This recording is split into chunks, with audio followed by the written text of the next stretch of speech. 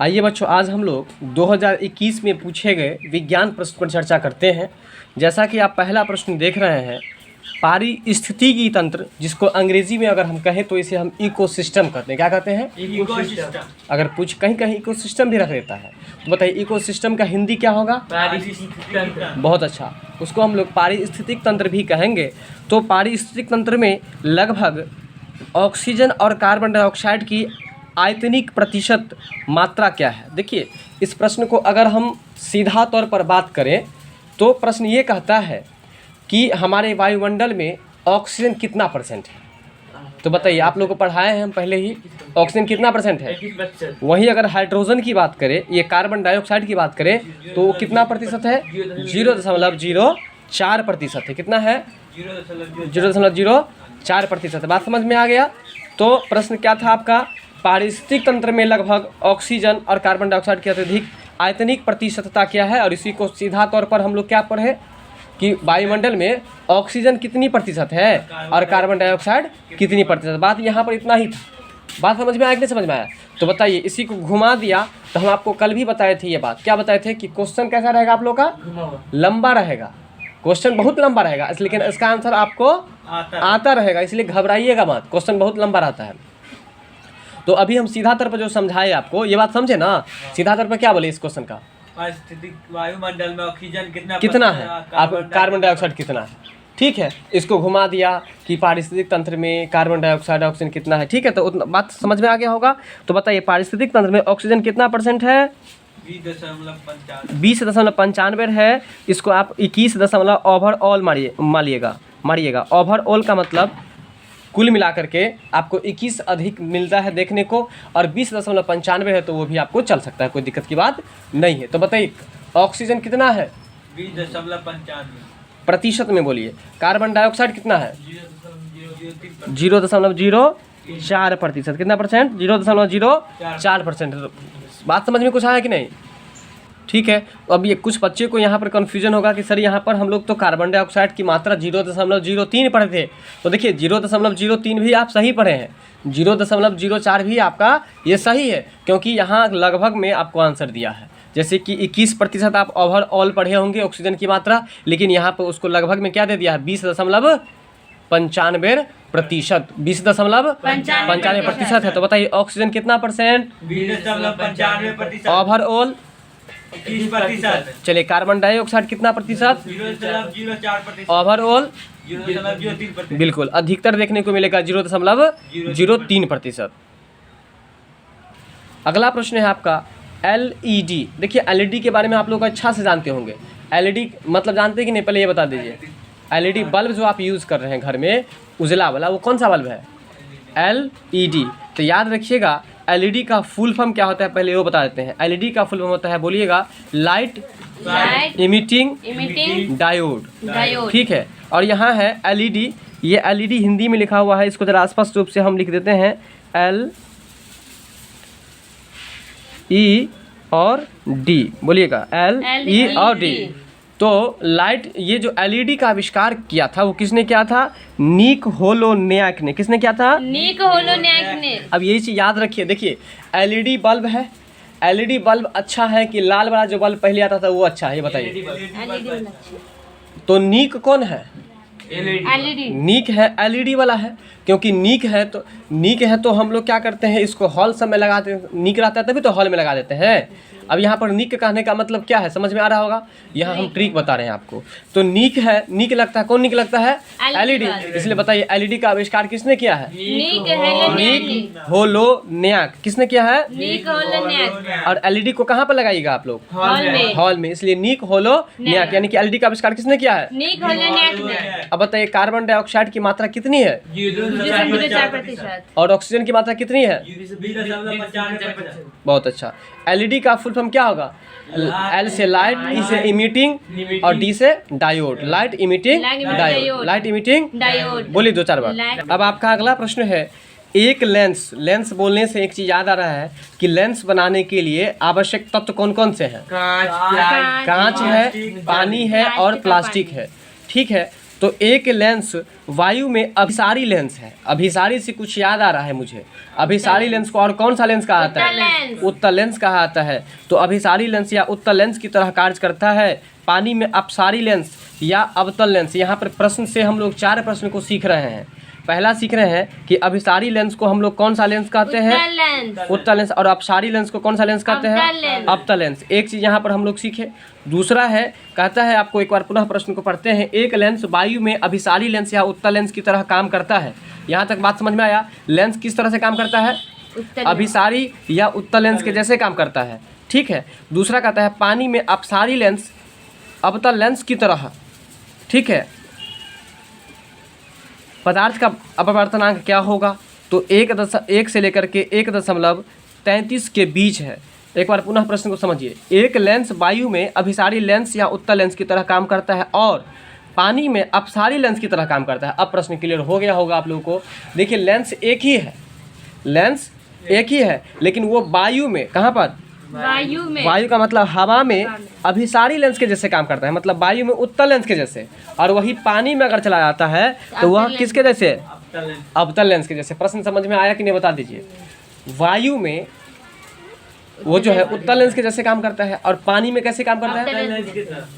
तो कहता है कि ये जो पदार्थ है इसका अपवर्तनांक क्या होगा? तो बताइए, इसका अपवर्तनांक क्या होगा? 1 से लेकर के 1.33 के बीच में। बोलिएगा।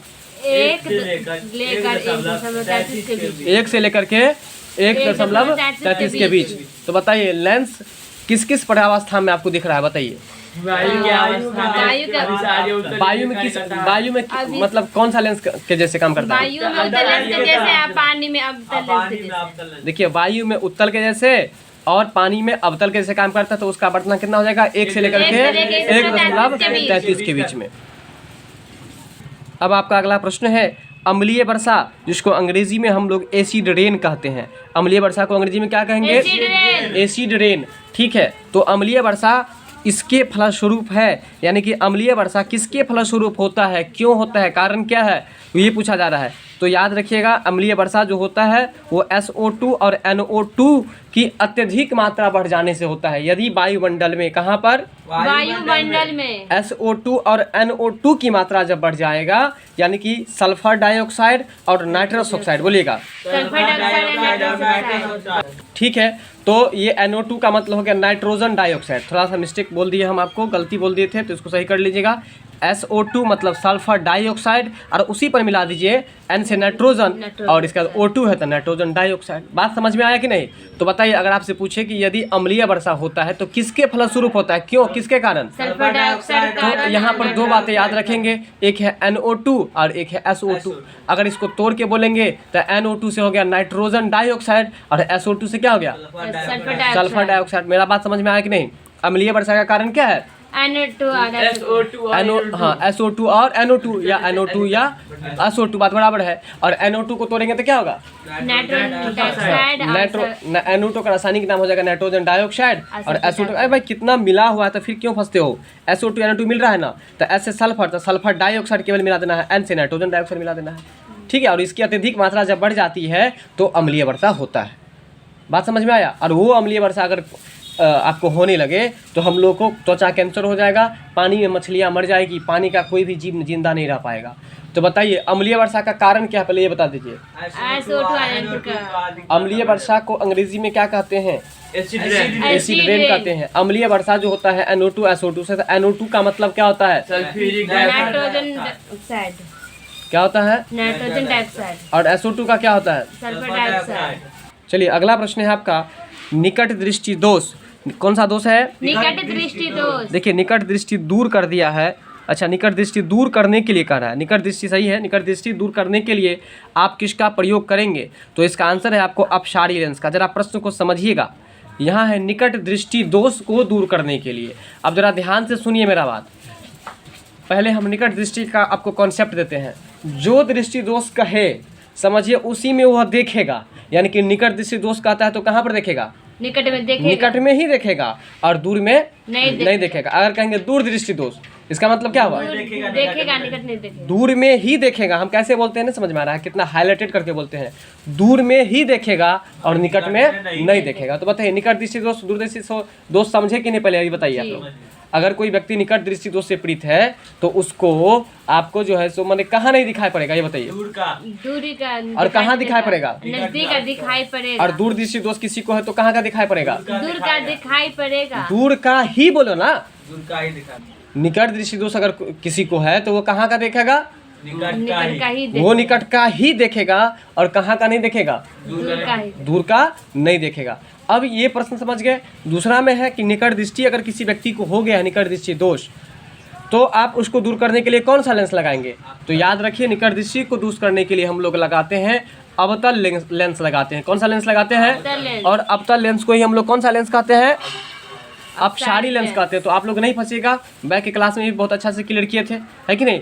अगर नहीं समझ में आ रहा है तो अपसारी के आगे में आप लिख लीजिए अवतल लेंस। कौन सा लेंस? अवतल लेंस। अवतल लेंस, यानी कि अवतल लेंस को ही हम लोग अपसारी लेंस कहते हैं। तो बताइए अगर किसी व्यक्ति को निकट दृष्टि दोष हुआ है तो इसका मतलब उसको कौन सा लेंस की जरूरत होगी? अवतल लेंस की। और दूसरा आंसर क्या होगा?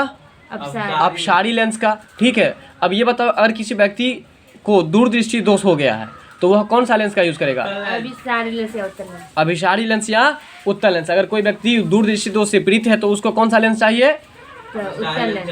उत्तल लेंस या अभिसारी लेंस। अब आपका अगला प्रश्न है फोकस लंबाई 20 सेंटीमीटर। देखिए फोकस लंबाई कितना सेंटीमीटर है? 20 सेंटीमीटर। यानी कि एफ बराबर आपको कितना सेंटीमीटर है? 20 सेंटीमीटर। 20 सेंटीमीटर है। एक इस तरह का प्रश्न जो पूछने का चांसेस ज़्यादा रहता है, तो ये तो आप लोग को आता ही है। एफ बराबर r/2 प्रूफ किए होंगे आप लोग 10वीं क्लास में, नहीं? और r बराबर f गुने 2f, है ना? r बराबर 2f प्रूफ किए होंगे, तो ये तो याद होगा, इस फार्मूला से बन जाएगा। देखिए f की लंबाई कितनी है?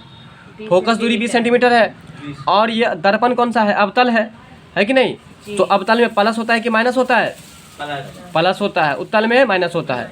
तो यहाँ है फोकस लंबाई 20 सेंटीमीटर का एक अवतल दर्पण एक वस्तु के आकार का आधे आकार का है, प्रतिबिंब बनता है, तो वास्तविक वस्तु की दूरी जो हो जाएगी वो कितनी हो जाएगी? यह आपको 60 हो जाएगी। ठीक है, तो ये न्यूमेरिकल प्रश्न है, इसको हम लोग बाद में सॉल्व करेंगे। फिलहाल दो बातें याद रखिए, ये अवतल लेंस है और अवतल लेंस को हम लोग ये अवतल दर्पण है, इसको और कौन सा दर्पण कह सकते हैं? अवतल दर्पण। अपसारी कहेंगे। क्या कहेंगे? अपसारी कहेंगे, लेकिन वो लेंस में होता है, यहाँ पर नहीं होने की जरूरत है।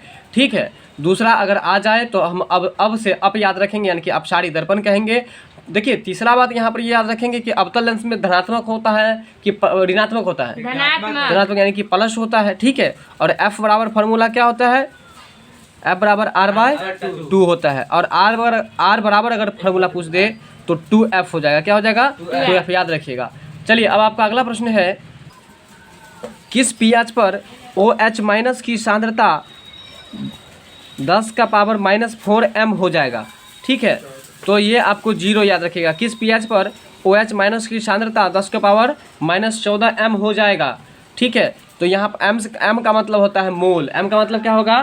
मोल। तो बताइए किस pH पर OH माइनस की सांद्रता 10 के पावर -14 m हो जाएगा? बताइए। 0 pH पर जो है OH माइनस की सांद्रता आपको 10 के पावर -14 m हो जाएगा। ठीक है, आपका अगला प्रश्न है टेल्यूरियम। बोलिएगा जरा। टेल्यूरियम उस ही समूह में है जिसमें यह है O है। कहने का मतलब जो है O का मतलब ऑक्सीजन, और ऑक्सीजन जिस समूह में होता है उसी समूह में क्या है? तो टेल्यूरियम। तो देखिए बोल के देखिए मिलता है ऑक्सीजन टेल्यूरियम, ऑक्सीजन और टेल्यूरियम, यानी कि याद कर लीजिए कि ऑक्सीजन आवर्त सारणी में जिस ग्रुप में आता है उसी ग्रुप में क्या आता है? टेल्यूरियम भी आता है। तो आप यहाँ पर याद रखिएगा, बैक के क्लास में बताए थे कि ऑक्सीजन जो है वह ग्रुप 16 में आता है। कौन 16 किस में आता है? ग्रुप 16 में। ग्रुप 16 में। यहाँ पर को आपको प्रश्न पूछ रहा है कि टेल्यूरियम जो है उस समूह में है जिस समूह में ऑक्सीजन है। तो अब आपको ये ध्यान रखना होगा कि ऑक्सीजन किस समूह में आता है? 16 में। और 16 में ही क्या आता है? टेल्यूरियम आता है। कौन आता है? टेल्यूरियम आता है। टेल्यूरियम। तो टेल्यूरियम किस समूह में आता है? ऑक्सीजन के समूह में। ऑक्सीजन के समूह में। और ऑक्सीजन का समूह कौन सा है? 16 है। ठीक है, अगला प्रश्न है कौन जल में न्यूनतम घुलनशील है? न्यूनतम का मतलब बताइए। कम। न्यूनतम का मतलब कम नहीं, जब तम लग जाए तो समझो कम से कम, मतलब कम से कम जल में घुलने वाला पदार्थ कौन सा है? FeOH3 बोलिएगा। FeOH3 हाँ, Fe into OH3, Fe into OH3 बोलिए। जल में कम से कम घुलनशील कौन सा है? FeOH3। अब एक बात बताइए, याद रखना बिल्कुल आसान है। देखिए अब यहाँ पर एक बात याद रखिए, बात ये याद रखना है कि यहाँ पर आपको Mg है, यहाँ पर Fe है, यहाँ पर Mn है और यहाँ पर क्या है? Zn है। तो मैग्नीशियम, मैग्नीज और जेड मतलब कि जिंक सब घुल जाता है पानी में कि नहीं घुलता है? और यहाँ पर ऑप्शन बी में क्या है? Fe मतलब लोहा। लोहा पानी में घुलेगा? नहीं। तो सीधी सी बात है, याद हो गया आपको, समझ में आ गया होगा। तो आप ये बात समझ गए ना आप लोग कि क्या चीज़ जल में नहीं घुलेगा? लोहा नहीं घुलेगा, मैग्नीज घुल जाएगा जो कि ऑप्शन ए में है ना, मैग्नीशियम है। ऑप्शन सी में क्या है? मैग्नीज है। और डी में क्या है? जिंक है। तो ये सब तो घुलता है। आप कभी लत्ती उत्ती में दबा दिए हैं, उसमें जिंक रहता है, गेहूं में जिंक रहता है, वो सब घुल जाता है, तभी तो पानी में घुल जाता है। हम लोग पानी पटा करके सिंचाई करके तब उसमें जिंक डालते हैं, जिंक सल्फेट, सही बोले आप।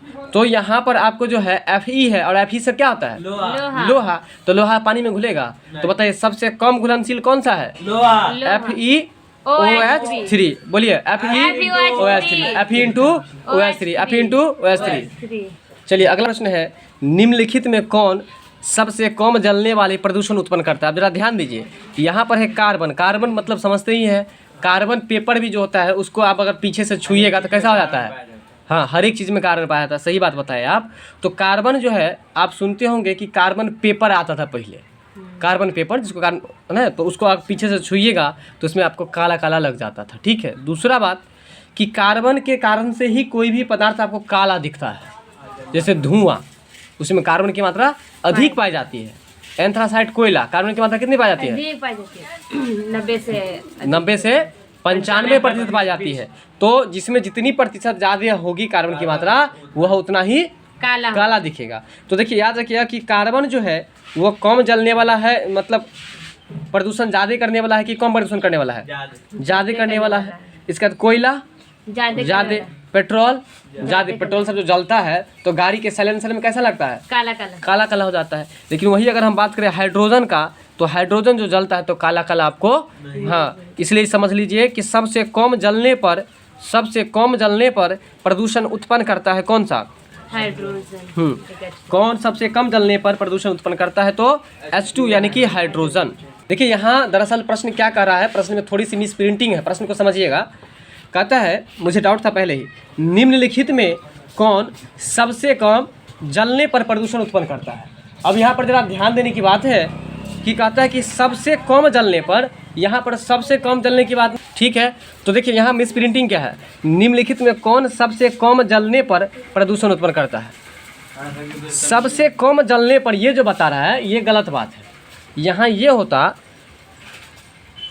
इसको पढ़ने का हम लहजा बदलते हैं, आप लोग तुरंत पकड़ लीजिएगा। 4 ऑप्शन है, सी है, कोयला है, पेट्रोल है, H2 है। यहाँ प्रश्न कहता है कि जलने पर सबसे कम प्रदूषण कौन फैलाता है? बात अभी भी समझे कि नहीं समझे? नहीं समझे, फिर से समझिए। जैसे कि मान के चलिए मिट्टी तेल है, पेट्रोल है और LPG गैस है, तीनों पर गाड़ी चलता है या इंजन चलता है कोई भी, तो सबसे ज़्यादा प्रदूषण आपके हिसाब से कौन फैलाता है? फैलाता है कि नहीं फैलाता? मिट्टी तेल, उसके बाद पेट्रोल और उसके बाद LPG। LPG सबसे कम फैलाता है, इसलिए आप दिल्ली में चल जाइए तो अधिकतर गाड़ी आपको LPG वाला ही मिलेगा। पटना चले जाइए, पटना में अधिकतर गाड़ी कैसे मिलता है आपको? LPG ही वाला मिलता है। क्यों? क्योंकि वो प्रदूषण बहुत कम फैलाता है। बात यहाँ तक समझ में आया कि नहीं समझ में आया? तो LPG भी जलता है, वो भी प्रदूषण फैलाता है।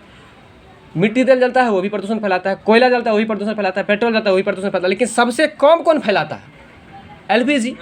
यानी कि वही क्वेश्चन, उसी टाइप का क्वेश्चन है कि निम्नलिखित में सबसे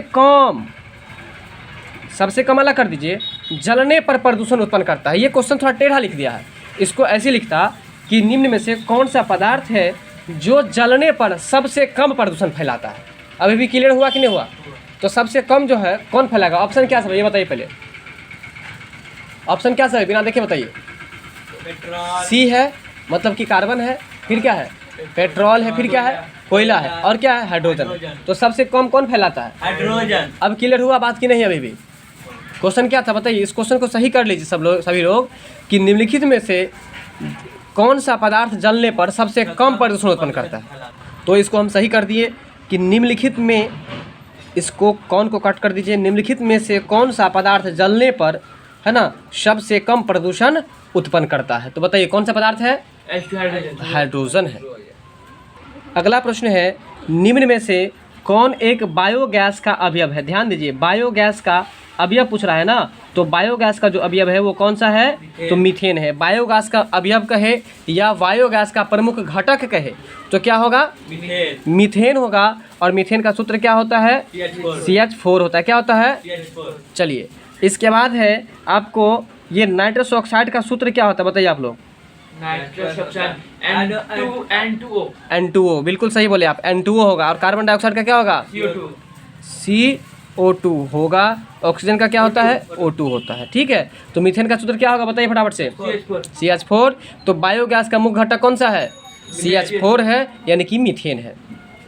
अब आपका अगला प्रश्न है, साबुन के द्वारा निर्मलन का क्या सिद्धांत है? साबुन के द्वारा निर्मलन का क्या सिद्धांत है? प्रश्न को जरा पढ़िए आप लोग। ठीक है, तो आप लोग याद रखेंगे, साबुन द्वारा निर्मलन जो होता है, साबुन के द्वारा क्या होता है? निर्मलन जो होता है उसका क्या सिद्धांत है? तो याद रखिएगा, पृष्ठ तनाव। अच्छा, एक चीज़ गौर कीजिएगा आप लोग, साबुन से, ये मेरा जो अपना सिद्धांत है, साबुन से हम उस दिन ही नहाते हैं जिस दिन आपको जो है सो कूड़ा कचरा थोड़ा महसूस होता है, यानी कि तनाव महसूस होता है, उस दिन ही नहाते हैं। तो इसलिए आप ऐसा सोच लीजिए आप लोग कि साबुन के द्वारा जो निर्मलन होता है, अगर नहीं याद है तो ऐसे समझ लीजिए आप लोग कि अगर जो आपको साबुन जो लगाते हैं आप, तो साबुन से क्या करते हैं? मलते हैं ना। तो निर्मलन मतलब मलते हैं। तो मलते कब हैं और मलते कैसे हैं? मलते कब हैं? जब किसी मतलब जो है आपको मतलब मल जो है, जैसे मल बैठा रहता है तो उसको हम तान के मलेंगे ना, इसलिए तनाव से तान के मलेंगे, याद करेंगे, यानी कि तनाव याद कर लेंगे। तो बताइए कि साबुन के द्वारा जो निर्मलन होता है उसका क्या सिद्धांत है? साबुन के द्वारा जो निर्मलन होता है इसका क्या सिद्धांत है? पृष्ठ तनाव होता है। निम्नलिखित में कौन सा ग्रीन हाउस गैस है? जरा ध्यान दीजिएगा, कहता है कि निम्नलिखित में से कौन सा जो है वो ग्रीन हाउस गैस है? प्रश्न क्या है? ग्रीन हाउस गैस है।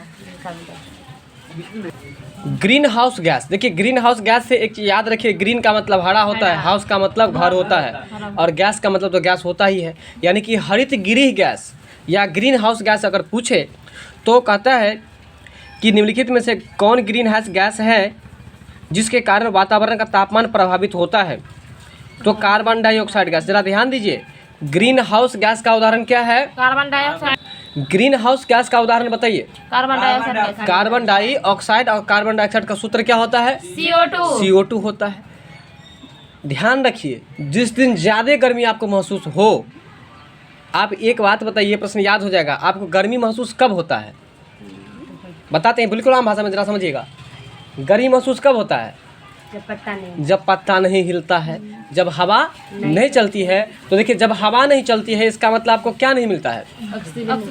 ऑक्सीजन नहीं मिलता है। और ऑक्सीजन नहीं मिलता तो इसका मतलब कि वातावरण में कौन सा गैस बढ़ गया? कार्बन डाइऑक्साइड बढ़ गया। यानी कि याद रखिएगा, जिस दिन गर्मी ज़्यादा लगे उस दिन समझ लीजिए कौन सा गैस बढ़ गया है वातावरण में? कार्बन डाइऑक्साइड गैस की मात्रा बढ़ गया है, और जिसके कारण से ऑक्सीजन कम गया और आपको गर्मी ज़्यादा लगने लगा। बात को समझ में आया कि नहीं समझ में आया? तो देखिए, अब यहाँ पर ध्यान दीजिए, कहता है कि ग्रीन हाउस गैस कौन से ऐसे हैं जिसके कारण से वातावरण का तापमान प्रभावित होता है, यानी कि तापमान जो बढ़ जाता है वो किसके कारण? कार्बन डाइऑक्साइड के कारण। समझ में कुछ आया कि नहीं आया? किसके कारण बढ़ जाता है? कार्बन डाइऑक्साइड के कारण। और इसका सूत्र क्या होता है? CO2। और क्लोरोफ्लोरोकार्बन का क्या होता है? CFC। कार्बन मोनोऑक्साइड का क्या होता है? CO होता है। क्या होता है? CO। बात यहाँ तक समझ गए ना आप लोग?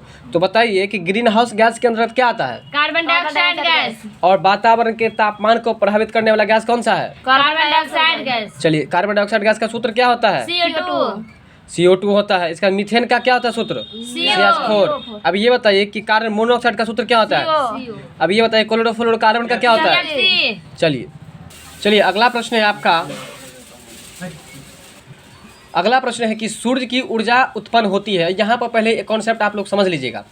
सूर्य में अगर आपसे पूछे कि कौन कौन सा गैस पाया जाता है? हीलियम और हाइड्रोजन। हा ही, याद रखिएगा, हा ही, हा से हाइड्रोजन, हाइड्रोजन, ही से हीलियम, यानी कि सूरज में कौन सा गैस पाया जाता है? हाइड्रोजन और हीलियम। दूसरा बात याद रखिएगा, अधिक मात्रा में क्या पाया जाता है? हाइड्रोजन, जो पहले आता है, यानी कि हाइड्रोजन अधिक मात्रा में पाया जाता है और कम मात्रा में क्या पाता है? हीलियम। हीलियम। दूसरा बात ये याद रखिएगा, सूरज क्या है?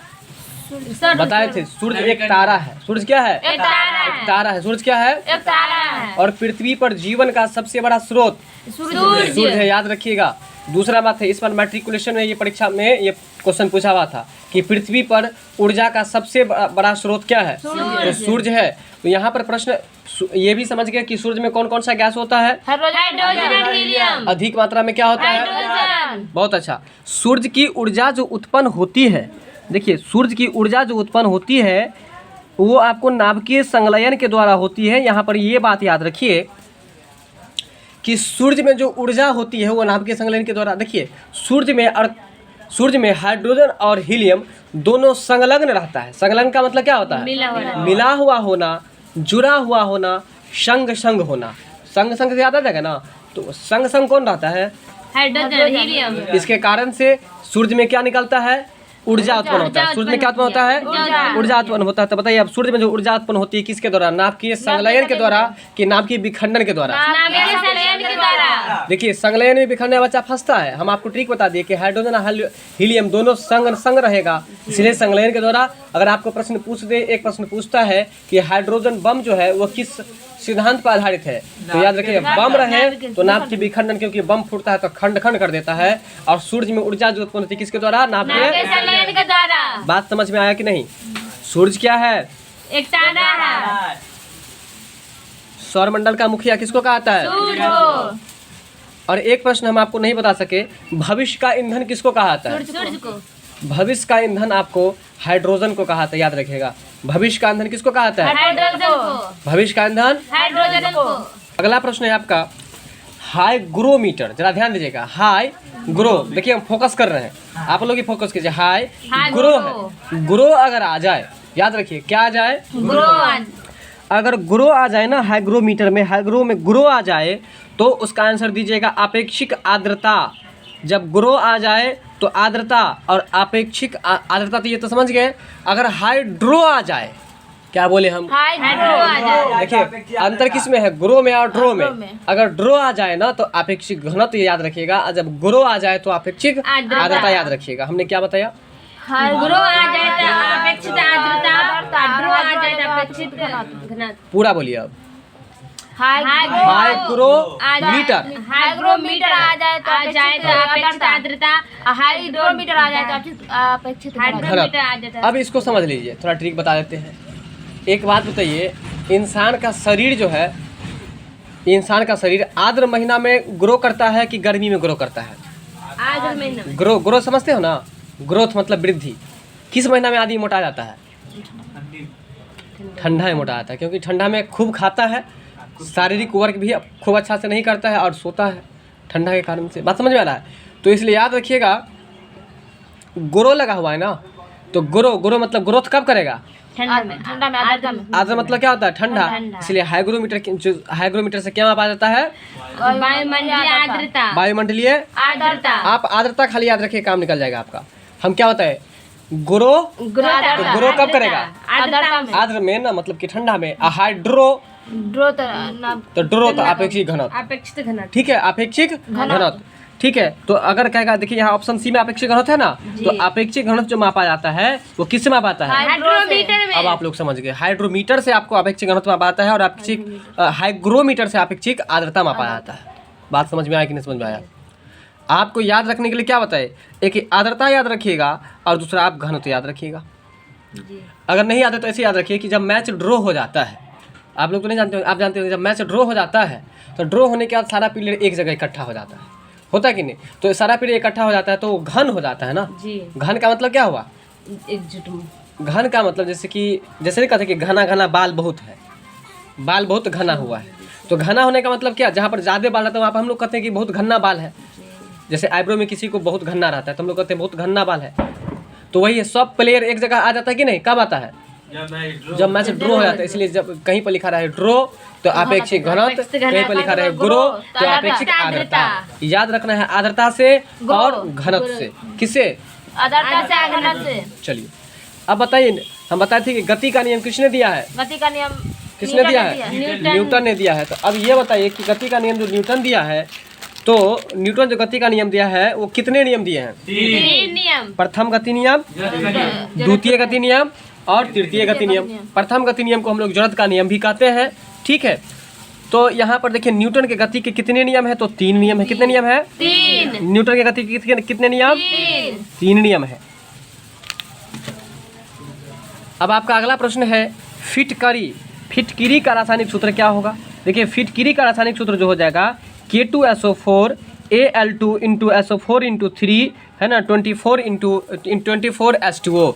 देखिए ये फिटकरी का रासायनिक सूत्र है, इसको आप लोग को याद रखना है, ये बहुत ही बड़ा है। तो देखिए कहते हैं ना लोग कि किसी किसी घटना को देख करके कितने लोगों को फिट आ जाता है, ऐसा सुने कि नहीं सुने हैं? फिट आने का मतलब बेहोशी हो जाता है। तो याद रखिए कि वही सूत्र है इतना बड़ा कि आपको भी फिट आ सकता है। तो इसलिए फिट नहीं लाना है, हमको समझना है। तो क्वेश्चन पर ध्यान दीजिए, ट्रिक बताते हैं। सबसे पहले है K2SO4, क्या लिखा हुआ है? K2SO4। देखिए एक गाड़ी मार्केट में अभी आया है K2, जानते हैं? अगर नहीं याद रहे तो उसको छोड़ दीजिए। एक गॉडविन ऑस्टिन चोटी का नाम सुने हैं आप लोग? और उसको K2 भी बोला आता है। तो जब K2 को हम लोग देखेंगे ना, K2 पर जो चढ़ेंगे ना, गॉडविन ऑस्टिन किसका नाम है? वो आपको चोटी है। देखिए पर्वत के शिखर पर जब चढ़ेंगे, चोटी पर चढ़ेंगे, और पर्वत मान के चलिए बहुत ऊंचा होगा, तो ऊंचा होगा तो हम लोग जो है सो आपको वो देख करके थोड़ा हड़बड़ा जाएंगे, फिट आ जाएगा। इसलिए याद रखिए कि जब ऊंचा बहुत होगा तो पैदल संभव होगा नहीं, तो नॉर्मल गाड़ी से संभव होगा नहीं होगा। तो कौन गाड़ी से चलाइएगा जाइएगा?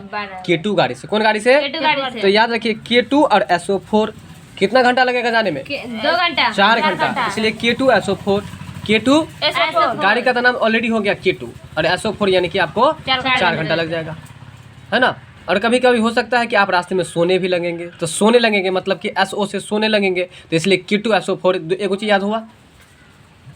इसके बाद है Al2, यानी कि देखिए जैसे आपके साथ हम गए होंगे या आपके साथ ये गए होंगे, तो आप दोनों आदमी K2 पर जा रहे होंगे, तो ये कहेंगे धड़फड़ा जाएंगे ये कि कहाँ आ रहा है, तो आप कहेगा कि आगे ले, एल ले। क्या बोलेगा? एल ले। तो एल ले से A और एल एल ले से Al। तो देखिए Al2, बात समझ आया? Al2। तो बताइए अभी तक में क्या सब याद हुआ?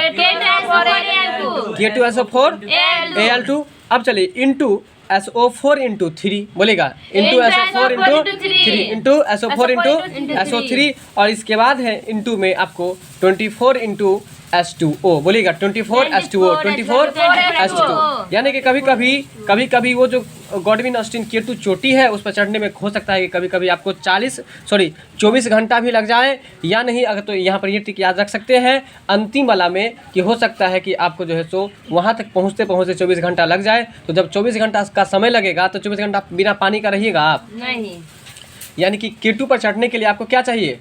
पानी। तो पानी का सूत्र क्या होता है? तो देखिए यही अंत में लगा देंगे H2O। तो देखिए थोड़ा बहुत जरूर याद हो गया होगा। तो सबसे पहले बताइए K2SO4, इसके बाद Al2 बोलेंगे कि L ले, तो L ले से Al2 इंटू SO4 इंटू 3, इसका 24 H2O। बात समझ में आया? एक और पुनः बोलते हैं, ध्यान से सुनिए। K2SO4 into SO3 K2SO4 Al2 into SO4 into 3, इसके बाद है आपको 24 H2O। बात समझ में आ गया? तो इससे आप याद रख लीजिएगा, ठीक है। तो समझ में आ गया होगा आप लोग। अगर नहीं याद आया होगा तो आप लोग लिख करके इसको याद कर लीजिएगा। अच्छा क्वेश्चन है, फिटकरी का ये सूत्र है।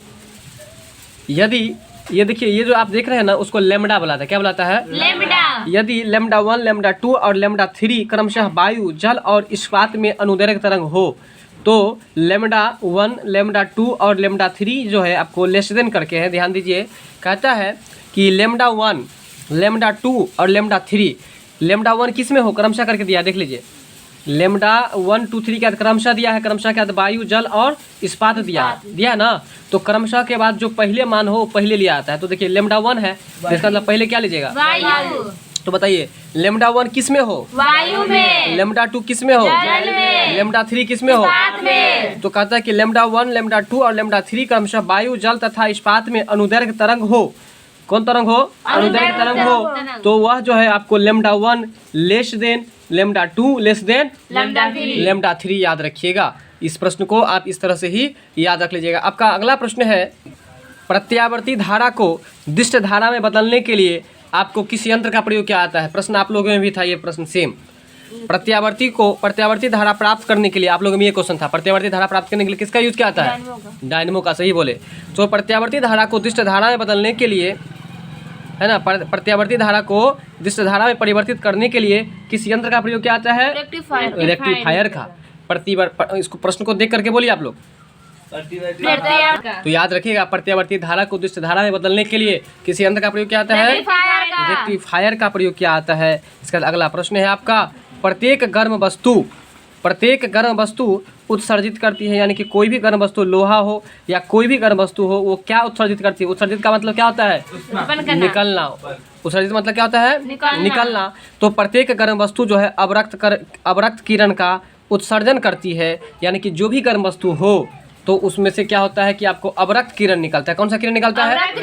अगर नहीं याद रहे तो ऐसे याद रखिए। आप घूर करते हैं ठंडी के महीना में, जब घूर करते हैं और आग बहुत ज़्यादा जब लग जाता है, टेम्परेचर बढ़ जाता है, तो हम लोग बोलते हैं कि अब लगता है कि उठना पड़ेगा। क्या बोलते हैं? अब लगता है उठना पड़ेगा। और हम लोग उस आग से थोड़ी सी दूरी बना लेते हैं। तो बताइए कि प्रत्येक गर्म वस्तु क्या उत्पन्न करती है? अवरक्त किरण।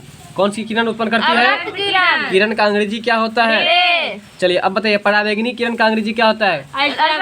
अल्ट्रावायलेट किरण। क्या होता है? अल्ट्रावायलेट रे होता है, ठीक है। और एक्सरे का खोज किसने किया था? रोएंटजेन। चलिए अगला प्रश्न है, निम्नलिखित में कौन सा ईंधन है जो जलाए जाने पर न्यूनतम प्रदूषण का कारण है? देखिए आप लोगों को कुछ समझ में आ गया होगा। क्या समझ में आया बताइए? हाइड्रोजन। हाँ बिल्कुल। उस क्वेश्चन यानी कि प्रदूषण कम वाला बात है वो प्रश्न और ये प्रश्न दोनों एक तरह का प्रश्न है, तो कॉन्सेप्ट वहाँ पर समझ गए थे। अब यहाँ पर ज़्यादा बात नहीं बताएंगे। देखिए कह रहे हैं कौन सा ईंधन जलाए जाने पर न्यूनतम प्रदूषण का कारण बनता है। ये क्वेश्चन बिल्कुल सही है, वहाँ पर गलती था। तो बताइए निम्न में से कौन सा ईंधन है जो आपको जलाए जाने पर, मतलब कि जलाने पर न्यूनतम मतलब सबसे कम प्रदूषण फैलाता है? तो बताइए प्राकृतिक गैस जो है वह सबसे कम फैलाता है, जबकि कोयला ज़्यादा फैलाता है कि नहीं? पेट्रोल, डीजल, जबकि प्राकृतिक गैस जो है वो सबसे कम फैलाता है। तो अभी तक में हम लोग ऑप्शन में एक प्राकृतिक गैस के बारे में पढ़े और दूसरा किसके बारे में पढ़े? हाइड्रोजन के बारे में पढ़े। तो याद रखिएगा सबसे कम प्रदूषण फैलाने वाला पदार्थ कौन सा? एक हाइड्रोजन है और दूसरा प्राकृतिक गैस। अगर आपसे पूछ दे कि प्राकृतिक गैस नवीकरणीय है या अनवीकरणीय, तो आपका क्या जवाब होगा? तो याद रखिए ये जो प्राकृतिक गैस है वह अनवीकरणीय है। क्या है? अनवीकरणीय है, नवीकरणीय नहीं होगा, अनवीकरणीय। प्राकृतिक गैस क्या है? अनवीकरणीय गैस है, ठीक, अनवीकरणीय स्रोत है, याद रखिएगा।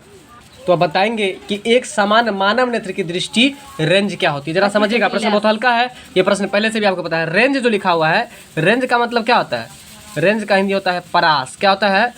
परास। और वैसे रेंज का मतलब परास नहीं समझे होंगे आप लोग, बता देते हैं। आप दुकान में, कपड़ा दुकान में जाते हैं, आप कहते हैं कि ये 1000 तक के रेंज में जो है कोई कपड़ा दिखाइए, ऐसा बोलते कि नहीं बोलते हैं? तो रेंज का मतलब हुआ कि मतलब वो उतना लिमिट कर देते हैं, आप सीमित कर देते हैं कि इतना ही तक में आप हमको दिखाइए। बात समझ में आ रहा है? तो वही है रेंज, मतलब कि एक समान व्यक्ति के लिए मानव नेत्र की दृष्टि रेंज, मतलब कि वह कम से कम कितना सेंटीमीटर होगा तो वो देख सकता है। 25 सेंटीमीटर। तो अनंत से 25 सेंटीमीटर, अनंत से 25 सेंटीमीटर। आप गौर कीजिएगा, अगर 25 सेंटीमीटर से नजदीक किसी वस्तु को लाइएगा तो आपको दिखाई नहीं पड़ेगा। यानी कि एक समान मानव नेत्र के लिए न्यूनतम दूरी कितनी होनी चाहिए? अनंत से 25 सेंटीमीटर। अनंत से 25 सेंटीमीटर कितनी होनी चाहिए? अनंत से 25 सेंटीमीटर। रेंज का हिंदी क्या होता है? रेंज का परास। क्या होता है? और इसका स्पेलिंग भी लिख दिए, रेंज का RANGE, रेंज मतलब परास होता है, ठीक है। आपका अगला प्रश्न है, एक बिजली क्या है? एक बिजली के हीटर, जानते हैं ना हीटर को? सभी लोग जानते होंगे, सभी लोग घर में यूज़ करते होंगे कि नहीं जानते हैं? एक बिजली के हीटर को गर्म करने वाली जो कुंडली होती है, देखिए ये प्रश्न आपको पता होगा। ये प्रश्न आप लोग को सीधा तौर पर पढ़ाए थे कि हीटर का जो तार होता है वो क्या चीज़ का बना होता है? नहीं बताए थे, अभी बताते हैं, पहले प्रश्न को पढ़ने दीजिए। उसी प्रश्न को घुमाया बहुत जाते हैं। एक बिजली के हीटर, भाई हीटर है तो बिजली है, बैटरी से थोड़ी ना जलेगा जी, है? तो उसी को घुमा दिया है। एक बिजली के हीटर को गर्म करने वाली कुंडली जो होती है, कुंडली मतलब उसमें जो स्प्रिंग टाइप पर जो होता है ना, उसी को क्या बुलाता है? कुंडली बुलाता है। तो कुंडली जिस पदार्थ की बनी होती है उसकी विशेषता क्या है? तो देखिए वो पदार्थ कौन सा होता है वो समझ लीजिए। वो जो पदार्थ होता है ना उसका नाम होता है नाइक्रोम। क्या होता है? नाइक्रोम। तो वो जो नाइक्रोम होता है ना उसकी उच्च विशिष्ट प्रतिरोधकता होती है और उसका गलनांक भी उच्च होता है। तो याद रखिएगा कि हीटर में जो लगा हुआ कुंडली होता है उसकी क्या विशेषता है, तो आप बोलिएगा कि उसकी विशिष्ट प्रतिरोधकता कैसी होती है? विशिष्ट प्रतिरोधकता भी उच्च होगी ये बोलिएगा, और गलनांक भी उसका क्या होगा? उच्च होगा। देखिए हीटर पर आप खाना कितना देर तक बनाते हैं लेकिन वो जल्दी गलता है? नहीं गलता। इसका मतलब गलनांक कम है कि ज़्यादा है? कम है। वही बात तो है, उच्च गलनांक और विशिष्ट प्रतिरोधकता भी उच्च होगा। तो बताइए कि एक हीटर का जो कुंडली होता है वो कुंडली का विशेषता क्या है? विशिष्ट प्रतिरोधकता भी उच्च होती है और उसका गलनांक भी उच्च होता है। फिर से बताइए आंसर। गलनांक भी उच्च होता है। अगला प्रश्न है एक 220 वोल्ट। देखिए वोल्ट बोलने से एक चीज याद आ गया। बताइए वोल्ट किसका मात्रक है? विभवांतर का। ये वाट किसका मात्रक है? शक्ति का। शक्ति का है। तो एक 220 वोल्ट और 100 वाट के बल्ब को 110 वोल्ट के बीच जोड़ा जाता है तो बल्ब के द्वारा जो खपत शक्ति होगा वो क्या होगा? तो ये 25 वाट होगा। ठीक है, यहाँ पर आपको ये न्यूमेरिकल प्रश्न है और न्यूमेरिकल प्रश्न को हम लोग बनाते नहीं है। यहाँ से दो चीज़ की जानकारी लिए वही बहुत है। बताइए वोल्ट किसका मात्रक है? विभवांतर का। और डब्ल्यू किसका मात्रक है? शक्ति का। शक्ति का है। अगला है कौन सा इलेक्ट्रॉन स्नेही नहीं है? प्रश्न क्या है? कौन सा इलेक्ट्रॉन जो है ना, कौन सा एक इलेक्ट्रॉन, इसको हटा दीजिए एक को, कौन सा इलेक्ट्रॉन स्नेही नहीं है? तो देखिए जो नहीं है उसको हम लोग नहीं याद करेंगे, 2 बार केवल पढ़ लेंगे, जो है उसको याद करेंगे। तो बोलिए Cl minus H3O minus NO3 minus. तो बताइए कौन सा इलेक्ट्रॉन स्नेही है? बताइएगा Cl माइनस H3O माइनस और NO3 माइनस, ये आपको है। और कौन नहीं है? तो BS3 जो है वो स्नेही नहीं। तो इसका राइट आंसर क्या हो जाएगा? ऑप्शन ए BS3 जो है वो इलेक्ट्रॉन स्नेही नहीं है। अगला प्रश्न है किसी भी घोल का पीएच मान क्या होगा यदि उसमें H+ आयन का सांद्रण 0.01 मोल हो, है ना। किसी घोल का पीएच मान क्या होगा यदि H+ का आयन सांद्रण 0.01 मोल हो? तो याद रखिए इसका जो हो जाएगा आपको पीएच मान वो हो जाएगा कितना? 2 हो जाएगा। क्या हो जाएगा? 2 हो जाएगा। ठीक है, जितना भी न्यूमेरिकल प्रश्न है सबको इकट्ठा एक ही वीडियो में डालेंगे, ठीक है ना। तो इसलिए घबराना नहीं है, अभी सब न्यूमेरिकल पढ़ाएंगे। अगला प्रश्न है बढ़ती हुई इलेक्ट्रॉनिक निगेटिविटीज़ कौन सा क्रम सही है? तो SI P C और N। बोलिएगा SI P C और N है। बढ़ती हुई इलेक्ट्रोनिगेटिविटीज़ का कौन सा क्रम सही है? SI P और C तथा N। ठीक है, ये आपको बढ़ती हुई इलेक्ट्रोनिगेटिविटीज़ की क्रम है। तो यहाँ पर प्रश्न को देखिए, बढ़ती हुई इलेक्ट्रोनिगेटिविटीज़ का मतलब हुआ, आपको समझ लीजिए, इलेक्ट्रोनिगेटिविटीज़ का मतलब होता है विद्युत ऋणात्मकता। क्या होता है? विद्युत ऋणात्मकता। और यहाँ पर जो है बढ़ती हुई विद्युत ऋणात्मकता में कौन सा क्रम दिखाया गया है? देखिए यहाँ पर बढ़ती हुई का मतलब क्या हुआ? सबसे, जैसे मान के चलिए हम आपको अंक दिए 5, 8, 9, ठीक है, और 2, क्या दिए हम? 5, 8, 9, 2। तो बढ़ती हुई में सजाने के लिए बोलेंगे तो पहले क्या होगा? 9, 5। बढ़ती हुई में पहले 2 होगा, पहले क्या होगा? 2, फिर क्या होगा? 5 होगा, फिर क्या होगा? 8 होगा, फिर क्या होगा? 9 होगा। यानी कि बढ़ती हुई क्रम में जब कहेगा तो सबसे पहले छोटा लिखेंगे, फिर उससे बड़ा, फिर उससे बड़ा। जब घटते हुए क्रम में कहेंगे तो सबसे पहले बड़ा लिखेंगे, इसके बाद। तो बताइए बढ़ती हुई विद्युत ऋणात्मकता कौन सा क्रम सही है? सबसे पहले क्या है? SI है, फिर क्या है? P है, इसके बाद क्या है? C है, इसके बाद क्या है? N है। तो बताइए विद्युत ऋणात्मकता की दृष्टि से बढ़ते हुए क्रम में सजाइए तो SI P C N। बोलिए फिर से SI P, फिर से बोलिए SI P C N। अगला प्रश्न है किसका परिष्करण सिल्वर ग्लास से होता है ना। परिष्करण का मतलब पहले बताइए आप लोग। परिष्करण का मतलब होता है आपको शुद्धिकरण। क्या होता है? शुद्धिकरण। तो किसका शुद्धिकरण? सिल्वर के ग्लास से। सिल्वर ग्लास मतलब चांदी के ग्लास से, है ना। किसका परिष्करण जो है आपको सिल्वर ग्लास से होता है? तो AG। किसका परिष्करण सिल्वर ग्लास से होता है? तो AG। यानी कि AG मतलब क्या होता है? चांदी। AG का मतलब चांदी। PB का मतलब शीशा। Na का मतलब सोडियम। Na का मतलब सोडियम। Al का मतलब एल्यूमिनियम। अगला है मृदु साबुन जो होते हैं, मृदु साबुन लवण होता है, ठीक है। मृदु साबुन लवण जो होता है वो क्या होता है, तो आपको के होता है। मृदु साबुन लवण होता है क्या होता है, के होता है, ठीक है। तो मृदु साबुन लवण जो होता है उसका उदाहरण क्या है बताइए, तो आप लोग के है। तो इस प्रश्न को आपको याद रखना ही पड़ेगा, ठीक है। अगर नहीं रटना पड़ेगा तो ऐसे याद रख, देखिए यहाँ मृदु है ना, तो मृदु से याद कर लीजिए किसी की मृत्यु जब हो जाएगी, जब हम बोलते हैं किसी के पास तो बोलते हैं तो उसको आशा लग जाता है, क्या मर गए रे, बोलते कि नहीं बोलते हैं, क्या मर गए रे। तो इसलिए जो है आपको जो है मृदु साबुन लवण जो है वो आपको उसका उदाहरण क्या है, तो के हो जाएगा। मृदु साबुन लवण का उदाहरण क्या है, तो के है, ठीक है। और के से क्या होता है, पोटेशियम है। दूसरा है आपको Ca, यहाँ जो Ca है, Ca से क्या होता है, कैल्शियम। Na से क्या होता है, सोडियम। Li से क्या होगा, लिथियम हो जाएगा। अगला प्रश्न है आपका NCHO। NCHO में C की ऑक्सीकरण संख्या कितनी होगी। देखिए NCHO में आपको C की ऑक्सीकरण संख्या 0 हो जाएगी। इसको याद कीजिए, HCHO है, NC नहीं है, HCHO है। बोलिएगा जरा, HCHO में C की ऑक्सीकरण संख्या कितनी होगी, 0। इस प्रश्न को पढ़िए तो 4 बार आप लोग फटाफट से। देखिए अगर ये प्रश्न नहीं याद हो तो ऐसे याद रखिएगा, HCHO है ना, HCHO है, मान के चलिए कि HCHO है तो HO से क्या हो गया, हो। अगर मान के चलिए हम किसी को बोलेंगे हो, तो हो बोलेंगे और उसका इंटरव्यू हो, क्या हो बोलेंगे, उसका इंटरव्यू हो, तो इंटरव्यू में हो जो बोलेगा, हो लैंग्वेज, तो उसको कितना नंबर मिलेगा, 0। इसे याद कर लीजिए, HCHO में C ऑक्सीकरण की संख्या कितनी होगी, 0 होगा। अगला प्रश्न है CH4। और CH4 का मतलब मीथेन। CH4 में सिग्मा बॉन्ड की संख्या कितनी होगी, CH4 में सिग्मा बॉन्ड की संख्या कितनी होगी, 4। याद रखिएगा CH4 में, देखिए CH4 में 4 उसे लगा हुआ है ना, तो इसी से याद कर लीजिए, CH4 में सिग्मा बॉन्ड की संख्या कितनी होगी, 4। CH4 में सिग्मा बॉन्ड की संख्या कितनी होगी, 4।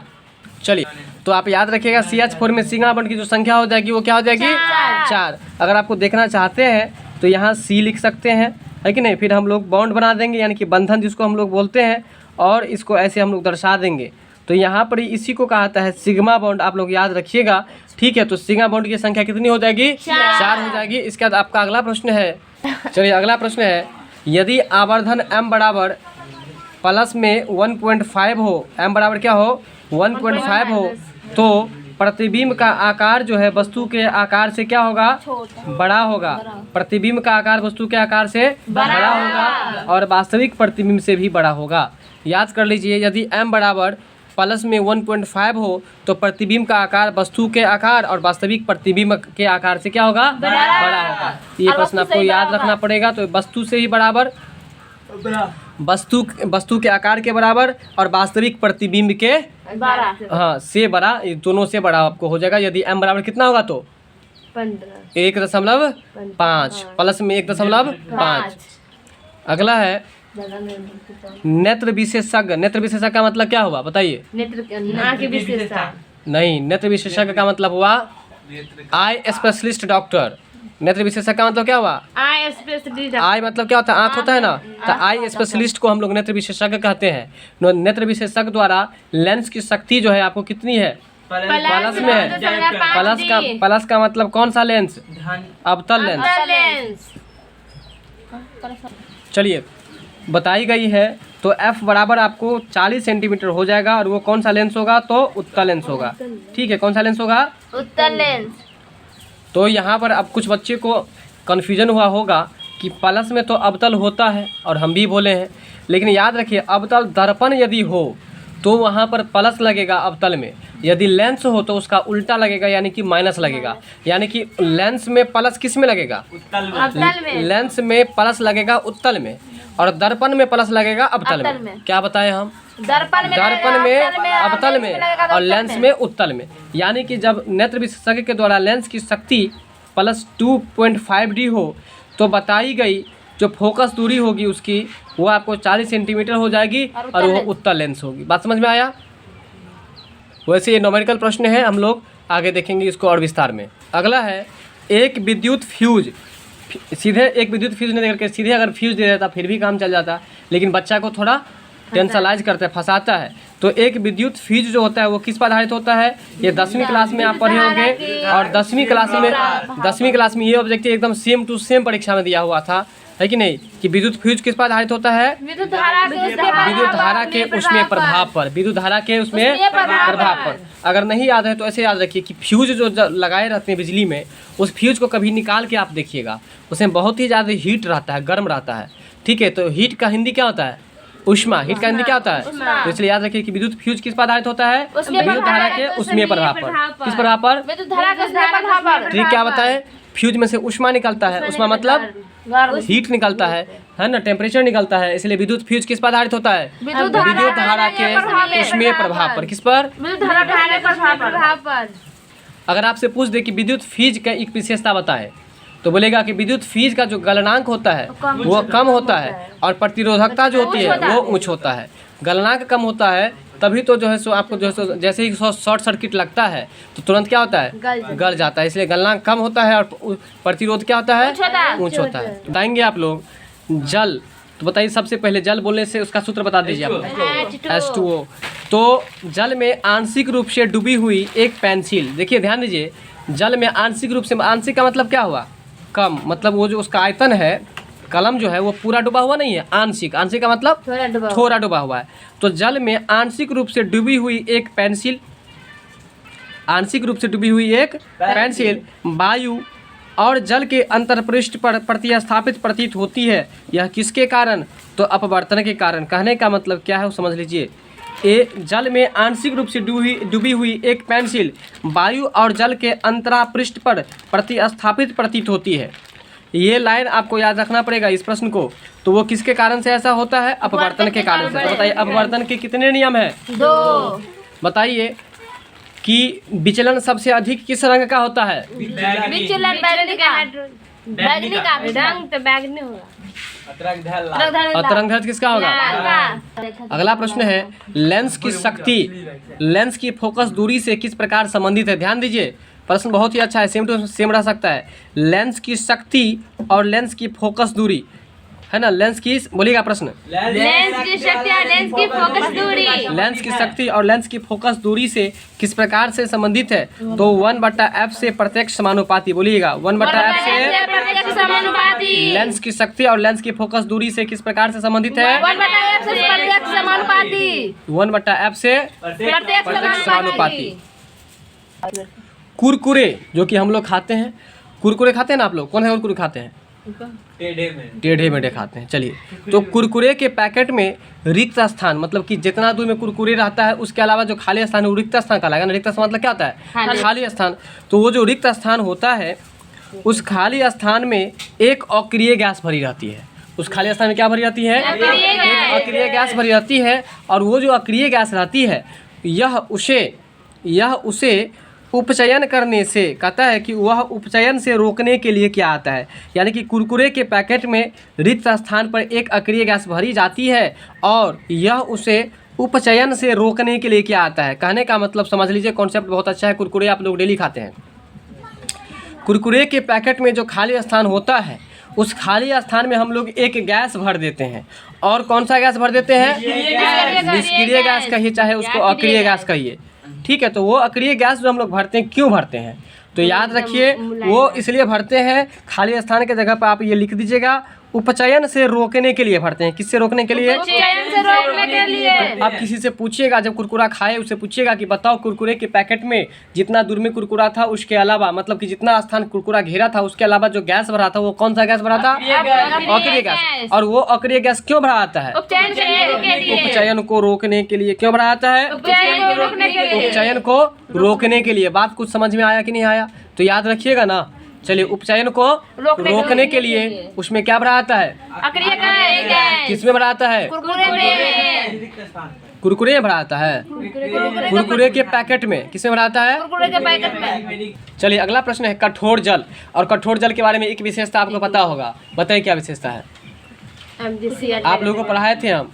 कठोर जल में साबुन झाग नहीं बनाता है और ये जो सॉफ्ट जल होता है उसमें आपको जो है सो साबुन भी झाग बना देता है। तो देखिए ध्यान दीजिए, कठोर जल साबुन के साथ पृष्ठ मल बनाता है।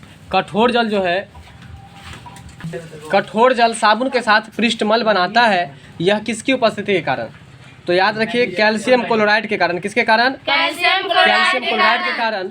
ठीक है। कठोर जल जो है साबुन के साथ पृष्ठमल बनाता है। कठोर जल क्या बनाता है? साबुन के साथ कठोर जल साबुन के साथ पृष्ठमल बनाता है, वो किसकी उपस्थिति के कारण? कैल्शियम क्लोराइड के कारण, CaCl2 के कारण से, यानी कि कैल्शियम क्लोराइड के कारण से। किसके कारण से? कैल्शियम क्लोराइड के कारण। तो बताइए, प्रश्न को पढ़िए तो 4 बार आप लोग। तो कठोर जल जो साबुन के साथ पृष्ठमल बनाता है, वो किसकी उपस्थिति के कारण? CaCl2 का मतलब कैल्शियम क्लोराइड। अगला प्रश्न है आपका, आगरा का ताजमहल, आगरा का जो ताजमहल है उसका रंग जो है आपको परिवर्तित होने लगा है, यानी कि पीला पड़ने लगा है, और उसका कारण क्या है? वही बताए थे ना अम्ल वर्षा के बारे में शुरुआत में ही। तो बताइए कि अम्ल वर्षा होने का कारण क्या है? SO2 और NO2, उसके कारण से अम्ल वर्षा होता है। आगरा में ताजमहल का रंग जो है फीका पड़ने लगा है, पीला होने लगा है, परिवर्तित होने लगा है। क्यों? अम्ल वर्षा के कारण। और अम्ल वर्षा का अंग्रेजी क्या होता है? एसिड रेन होता है। और एसिड रेन किसके कारण होता है? SO2 और NO2 के कारण। किसके कारण? अगला प्रश्न है, वह धातु जो अत्यंत अभिक्रियाशील है, वह धातु जो अत्यंत अभिक्रियाशील, अभिक्रियाशील का मतलब बताइए। आप लोगों को कल बताए थे हम कि अभिक्रिया का मतलब क्या होता है? अभिक्रिया का मतलब अंग्रेजी में बताए थे, सब समझता है। रिएक्शन क्या होता है? रिएक्शन। तो सबसे ज्यादा रिएक्शन करने वाला जो तत्व है वो कौन सा है? Al से याद रखिएगा, एल्यूमिनियम। ठीक है। Zn का मतलब बताइए। जिंक का दूसरा नाम बताइए। जस्ता। Hg का मतलब बताइए। पारा। Pb का मतलब बताइए। सीसा। तो सबसे अत्यधिक जो है आपको अभिक्रियाशील वो कौन सा गैस है? गैस बोल रहे हैं। कौन सा तत्व है? एल्यूमिनियम है। एल्यूमिनियम है। ठीक है। देखिए, मैग्नीशियम को हवा में जब हम जलाते हैं तो मैग्नीशियम को हवा में जलाना रासायनिक परिवर्तन होता है। वैसे भी जब किसी वस्तु को हम लोग जला देते हैं, जैसे कि आप लकड़ी को जला दीजिए फिर लकड़ी प्राप्त कर सकते हैं, इसका मतलब कौन सा परिवर्तन? भोजन का पचना, दही का जमना, मोमबत्ती का जलना, भौतिक परिवर्तन। ठीक है। तो मैग्नीशियम को हवा में जलाना कौन सा परिवर्तन? ठीक है, याद रखिएगा ना, भूलिएगा नहीं ना। बताएंगे धातु के फॉस्फेट का सूत्र क्या होता है। देखिए, धातु के फॉस्फेट का सूत्र जो होता है MO4। बोलिएगा, क्या होता है? धातु के फॉस्फेट का सूत्र क्या होता है? MPO4 होता है। क्या होता है? MPO4 होता है। वैसे फास्फोरस का क्या होता है? P होता है ना। इसलिए धातु के फॉस्फेट का सूत्र क्या होता है? MPO4 होता है। और इसके नाइट्रेट का सूत्र क्या होता है? देखिए अगर फॉस्फेट कहेगा ना, देखिए फॉस्फेट कहेगा तो PO4 लगेगा, सल्फेट कहेगा तो 4 लगेगा, ये बताए थे आप लोगों को। और नाइट्रेट जब कहे तो उसमें 100% अंत में 3 लगेगा। तो देखिए 3 वाला एगो ऑप्शन ये था, एक ये था, सॉरी एक ये है और एक ये है। तो ये नहीं होकर के इसका आंसर हो जाएगा MnO3 × 3। बोलिएगा, यानी कि धातु के नाइट्रेट का सूत्र अगर पूछे, धातु के नाइट्रेट का सूत्र पूछे तो क्या हो जाएगा? MnO3 × 3। MnO3 × 3 ये आपको हो जाएगा। ठीक है, यहाँ तक समझ में आया? तो बताएंगे, ये प्रश्न है, रॉकेट किस सिद्धांत पर कार्य करता है? संवेग संरक्षण के सिद्धांत पर या रेखीय संवेग संरक्षण के सिद्धांत पर बात बराबर है। और ये पहले बता दिए थे आपको कि रॉकेट में हम लोग जाएंगे तो बैग में सारा सामान लेकर के जाएंगे, इसलिए रॉकेट किस सिद्धांत पर काम करता है? ठीक है। न्यूटन के किस गति नियम को हम लोग प्रथम नियम से दर्शाते हैं? तो न्यूटन का जो आपको देखिए सबसे पहले है कि फर्स्ट अगर आना है, कुछ ट्रिक क्या बताए थे कि अगर आपको फर्स्ट जीवन करना है तो पहले जड़ को मजबूत करना होगा, बताए थे कि नहीं? तो इसलिए न्यूटन के गति का प्रथम नियम जो है उसको कौन सा नियम कहते हैं? जड़त्व का नियम कहते हैं। कौन सा नियम कहते हैं? जड़त्व का नियम कहते हैं। न्यूटन के प्रथम गति नियम को कौन सा नियम कहते हैं? देखिए, इसमें बच्चे अधिकतर फंस जाते हैं, तो आप लोग याद कर लीजिए।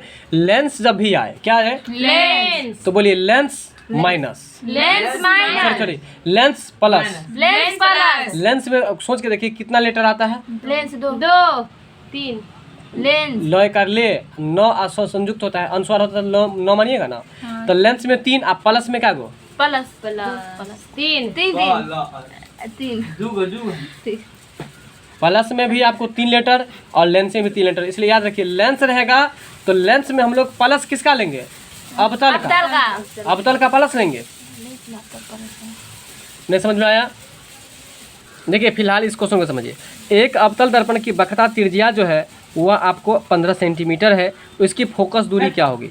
इसकी फोकस दूरी हो जाएगी आपको -7.5 सेंटीमीटर, ठीक है। और विशेष चर्चा हम अगले क्लास में कर देंगे कि लेंस में किस लेंस में प्लस, किस लेंस में माइनस, किस दर्पण में प्लस और किस दर्पण में माइनस लगाएंगे हम लोग। और अभी देखिए बोलचाल के दौरान ये प्रश्न हम बताए थे, अभी जस्ट बोलचाल के दौरान ये प्रश्न बताए थे।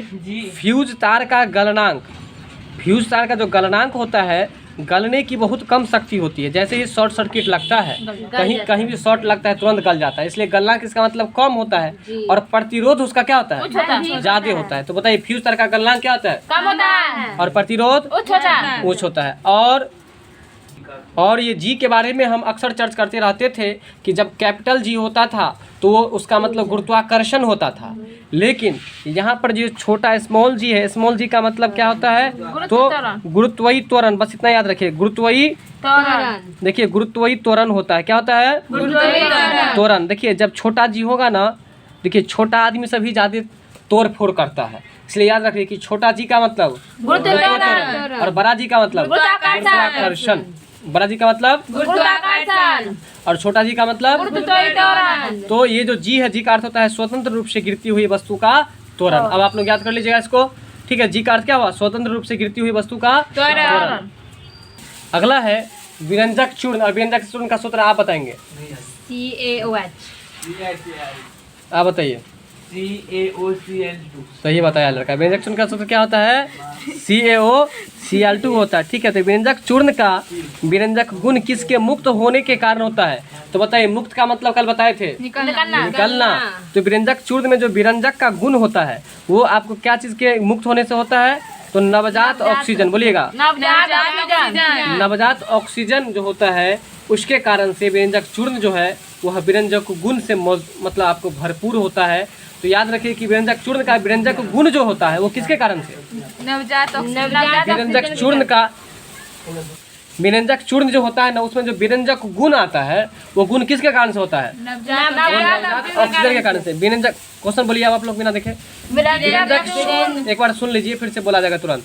व्यंजक चूर्ण में जो व्यंजक गुण रहता है, क्या बोले? व्यंजक चूर्ण में व्यंजक गुण रहता है। किसके कारण से होता है? नवजात ऑक्सीजन के कारण से होता है, ठीक है। यही बात था आपको। इसके बाद है, अब है ABCD बिलियनों में pH मान क्रमशः 11 है, 9.5 है, 3.5 है और 6.5 है। तो सर्वाधिक क्षारीय बिलियन कौन सा होगा? तो देखिए सर्वाधिक क्षारीय बिलियन A हो जाएगा। अब यहाँ पर एक कॉन्सेप्ट है, बढ़िया से समझ लीजिए। यहाँ एक वस्तु A है, एक वस्तु B है, एक वस्तु C है, एक वस्तु D है। A का pH मान 11, B का 9, C का D का। 5.5। एक बात बताइए, सबसे अधिक pH मान किसका है? सबसे कम किसका है? डी का। यानी कि जिसका pH मान अधिक होगा वह क्षारीय भी अधिक होगा। हमारा बात समझे कि नहीं समझे, ये बता दीजिए। जिसका pH अधिक वह विलयन होगा क्षारीय। वो विलयन क्या होगा? क्षारीय। वो क्षारीय भी अधिक होगा। जिसका pH कम उसका क्षारीयता भी कम होगा। नहीं समझे मेरा बात? तो यहाँ ABCD है, तो A मतलब A जो है A बराबर वो इसका pH मान आपको 11 है, B बराबर 9.5 है, C बराबर 3.5 और D बराबर 6.5। तो सबसे ज्यादा किसका pH मान? और सबसे कम किसका है? C का। तो जिसका pH मान ज्यादा उसकी क्षारीयता भी ज्यादा। तो बताइए सबसे इसमें अधिक क्षारीयता वाला विलयन कौन सा है? A है, क्योंकि इसके pH मान सबसे ज्यादा है और सबसे ज्यादा कितना है? 11 है। और सबसे कम 3.5, यानी कि सबसे कम क्षारीयता कौन होगा? C होगा। बात को समझ में आया कि नहीं?